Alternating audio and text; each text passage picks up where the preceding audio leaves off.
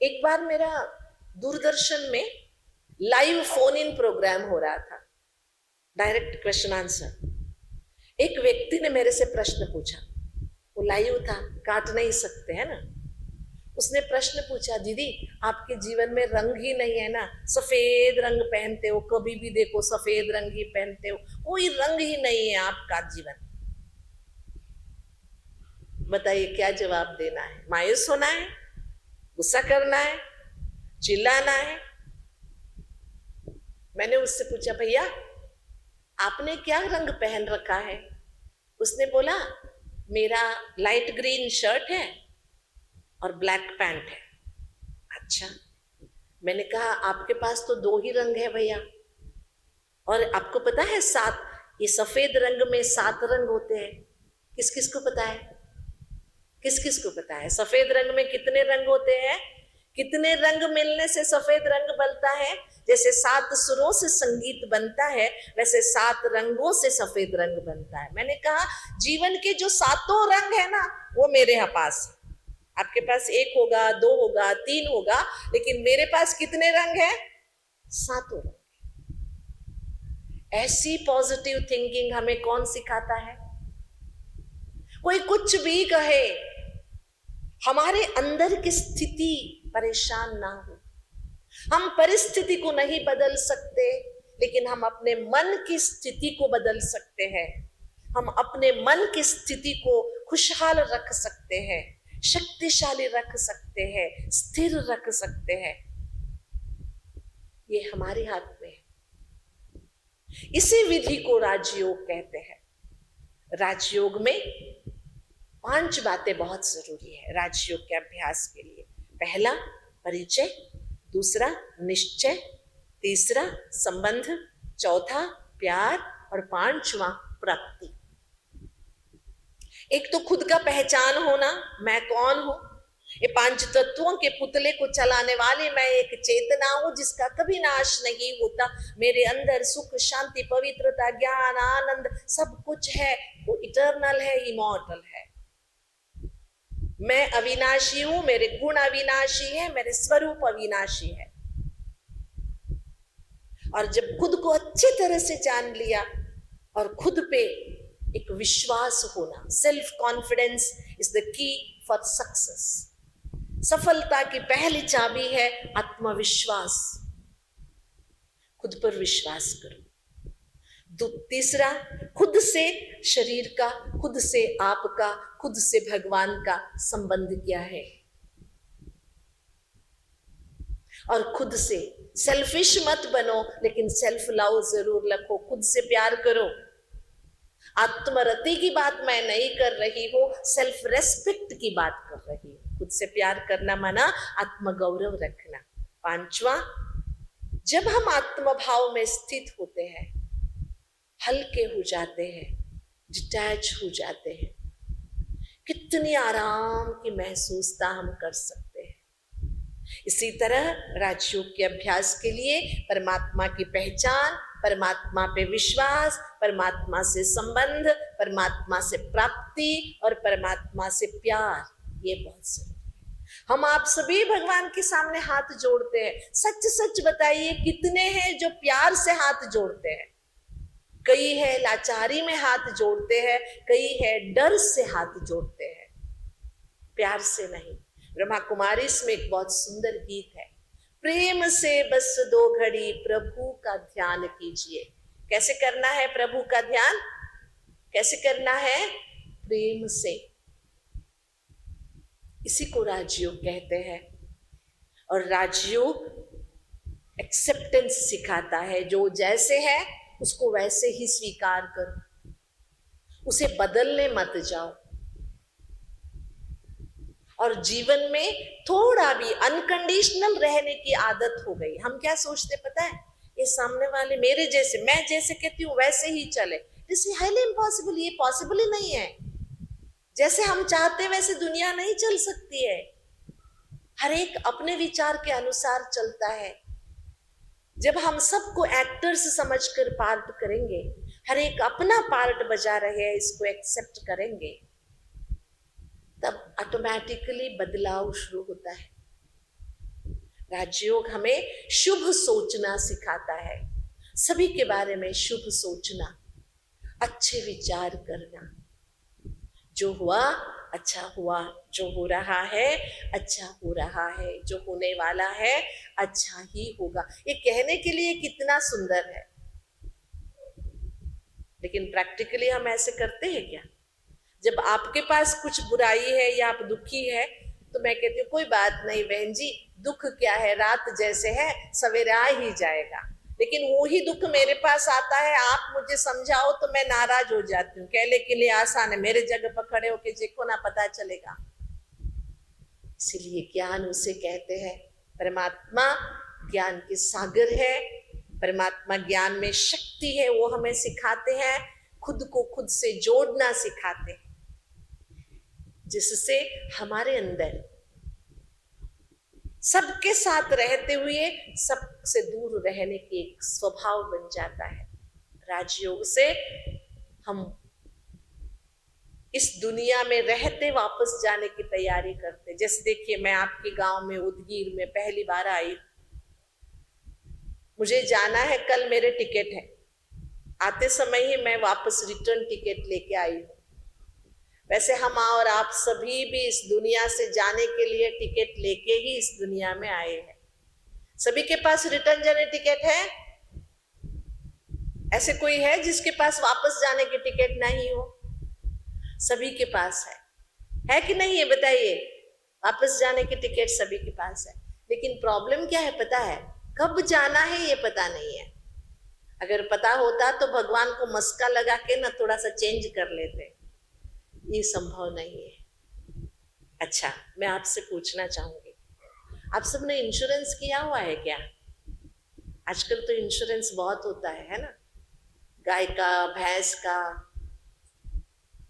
गाड़ी का, घर का, सोने चांदी का, सब इंश्योरेंस करते हैं।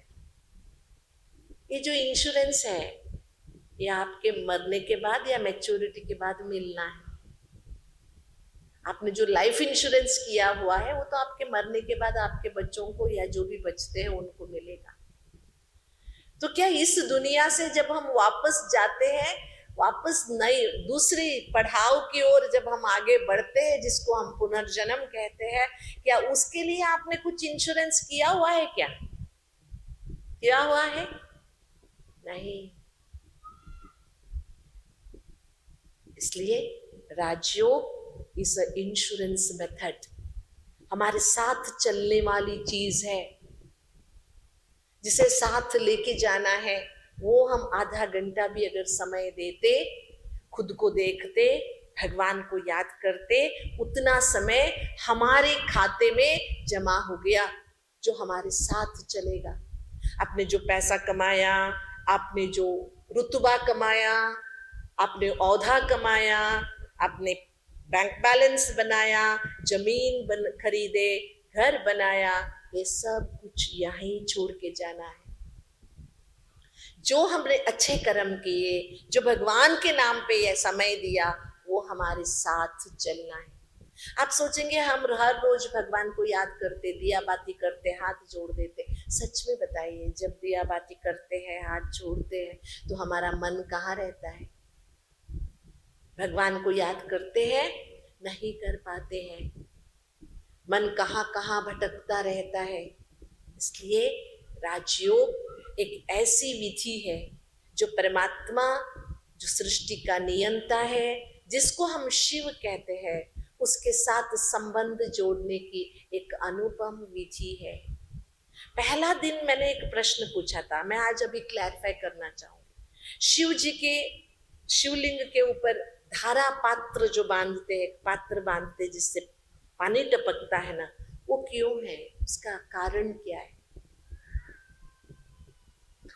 मुझे पता नहीं है यहाँ की शादियों का, मैं ज्यादा शादी देखी भी नहीं हूँ जिंदगी में, लेकिन एक आधी बार मैंने जो शादियां देखी थी, वहां जब दूल्हा दुल्हन बैठते हैं, उनके बाजू में एक एक लोग बैठते हैं, एक नोटबुक लेके बैठते हैं। वो लोग जो गिफ्ट मिलता है ना, वो सब लिखते हैं। मुझे समझ में नहीं आया ये क्या, यहाँ पर क्या हिसाब किताब लिखने क्यों बैठ गए? मैंने एक बार पूछा, आप लोग ये क्यों लिखते हो, कारण क्या है?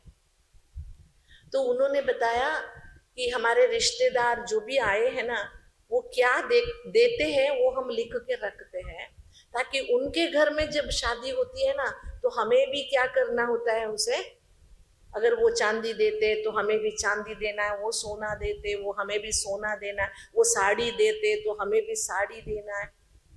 इसको कुछ कन्नड़ में आयार बोलते, क्या बोलते? अच्छा, ऐसे यहाँ भी होता है। हम लोग भी भगवान के साथ कुछ ऐसे ही कर रहे हैं। भगवान ने ज्ञान दिया, ज्ञान से हम आत्माओं को शुद्ध किया, ज्ञानामृत से आत्मा की गलतियां, आत्मा की गंदगी, आत्मा के विक्रम समाप्त हुए। भगवान ने एक ही बार ज्ञान नहीं दिया, धीरे धीरे धीरे ज्ञान देकर देकर देकर हमें पावन बनाया। तो उसके बदले में हम भगवान को क्या करते, जब हमने पूजा शुरू की, ज्योतिष स्वरूप परमात्मा को ज्योतिर्लिंगम के रूप में पूजना शुरू किया, तो उस ज्योतिर्लिंगम परमात्मा के ऊपर एक धारा पात्र बना दिए, टपक टपक टपक पानी टपकने। जैसे परमात्मा ने ज्ञान दे देकर हमें शुद्ध किया, उसकी आयार हम परमात्मा के सिर पर पानी डालते रहते हैं। ये अर्थ है। परमात्मा को कोई प्यास नहीं होती है, या परमात्मा के ऊपर लोटी चढ़ाने से हम कोई शुद्ध नहीं बनते। भक्ति में जो भी विधियां हम कर रहे हैं वो सभी एक अर्थ से ही कर रहे हैं। इसलिए अभी समय है जब स्वयं परमात्मा इस धरा पर अवतरित होकर हम मनुष्यात्माओं को पावन करने की, पावन होने की विधि बता रहे हैं। वो विधि है, पहले हम अपने आप से बातें करें, जिसको सेल्फ सुपरविजन कहते हैं, सेल्फ टॉक कहते हैं। अपने आप से बातें करें। इसलिए राजयोग को दो पार्ट में हम प्रैक्टिस करते, एक सेल्फ रियलाइजेशन, एक गॉड रियलाइजेशन।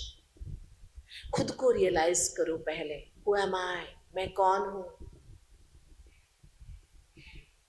किसी को पता नहीं है। आजकल के बहुत ज्वलंत समस्या है, जब कॉर्पोरेट एरियाज में हम ट्रेनिंग करते हैं, वहां एक शब्द इस्तेमाल होता है, आइडेंटिटी क्राइसिस। जानते हो मैं कौन हूं, है ना? घमंड में लोग पूछते हैं, आप जानते हैं आप कौन है?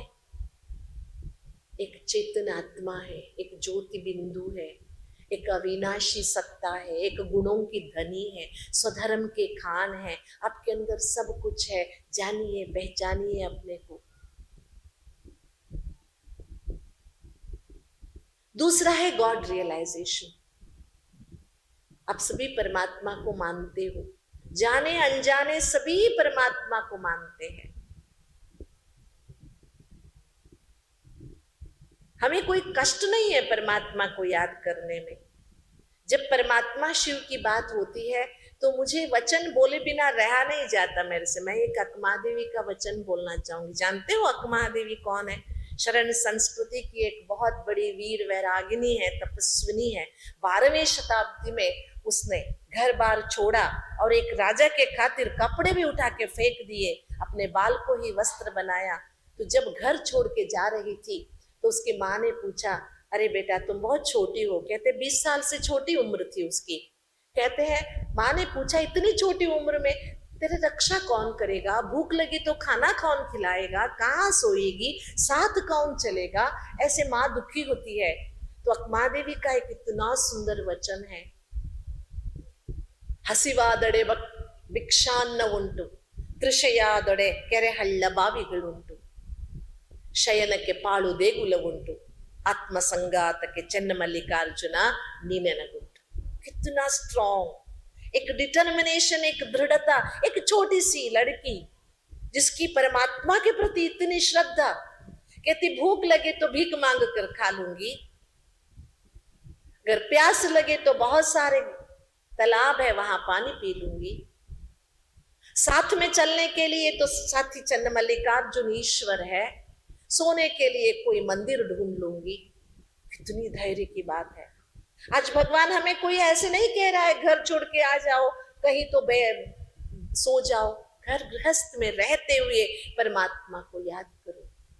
उस परमात्मा को याद करते हुए घर गृहस्थ में रहते हुए राजयोगी राज ऋषि जीवन व्यतीत करो।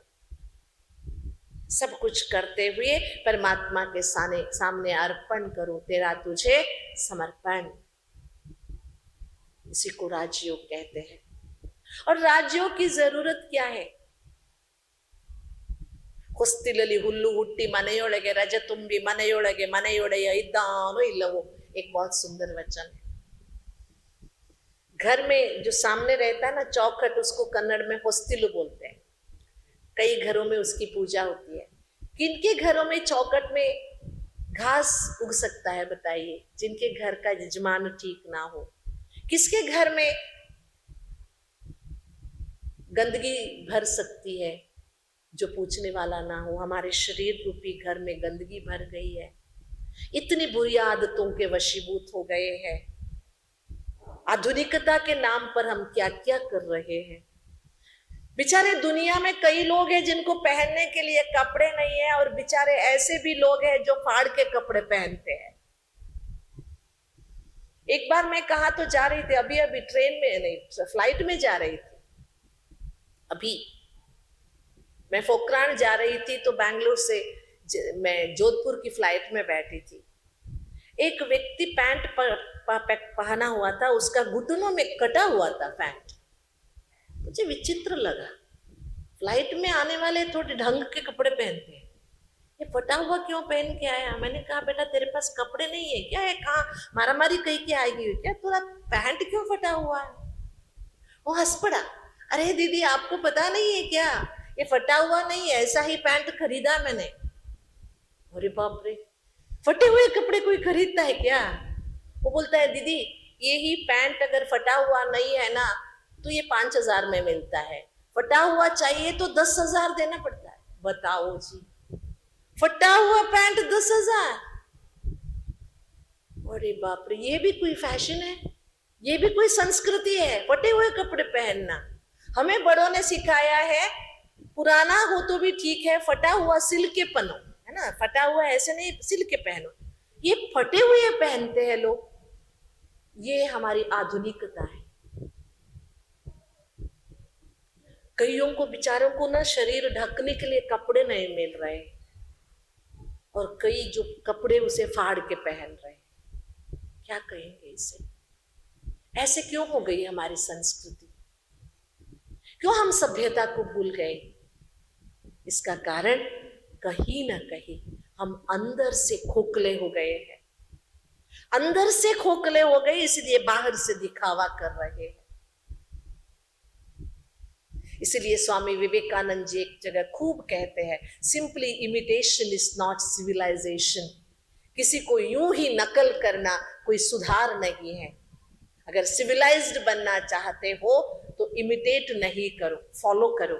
किसी अच्छे व्यक्ति को फॉलो करो, ताकि जीवन, हमारे पूर्वज कौन है, जिन देवी देवताओं की हम पूजा करते हैं, बताइए कोई लक्ष्मी को देख के सीटी मारता है क्या? लक्ष्मी को तो यंग ही दिखाते, कितनी खूबसूरत चेहरा है सरस्वती की, कोई सीटी मारता है? नहीं। उनका व्यक्तित्व कितना शोभनीक है, कितना पवित्र है, कितना शुद्ध है, ये हमारे पूर्वज है। अगर हमें इन जैसा बनना है, इनके कदमों पे चलना है, मैं आपसे करजोड़ करबद्ध विनम्र निवेदन करूंगी, ये जीवन की कोई गारंटी नहीं है, लेकिन जीवन भरोसे पे टिका है। कल उठेंगे या नहीं कोई गारंटी नहीं है, फिर भी हम क्या करते हैं, दूध जमा देते हैं दही के लिए।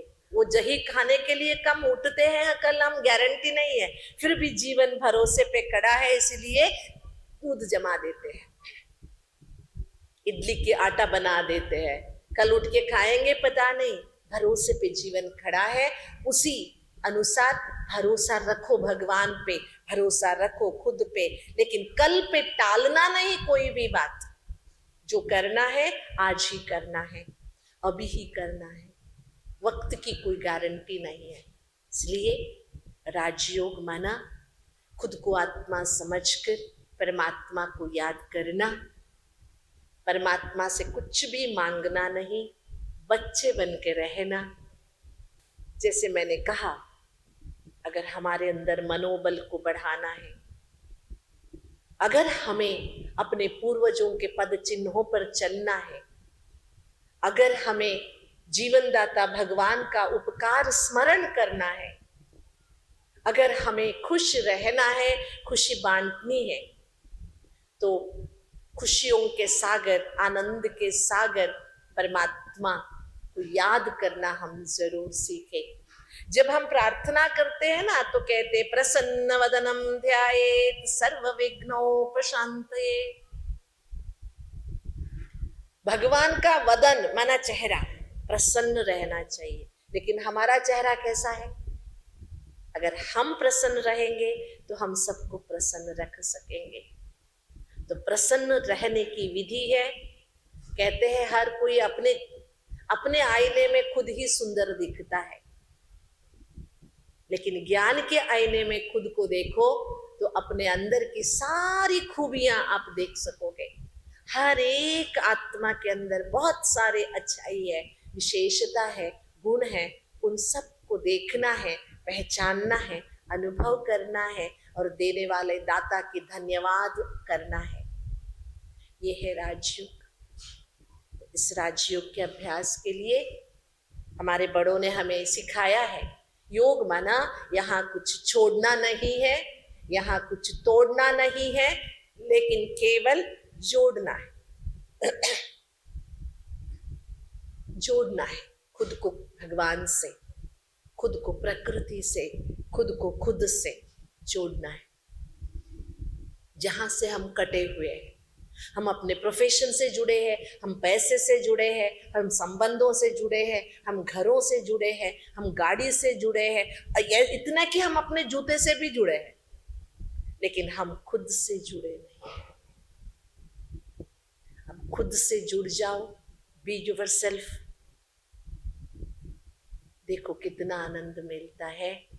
गीता में अर्जुन सब कुछ सुनने के बाद भगवान से पूछता है, बड़ी बड़ी बातें कह दिया तूने, लेकिन करेंगे कैसे?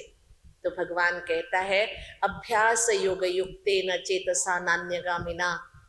प्रैक्टिस, अभ्यास से सब कुछ प्राप्त हो सकता है। इसलिए राजयोग एक ज्ञान योग है, राजयोग एक सहज योग है, राजयोग एक कर्म योग है,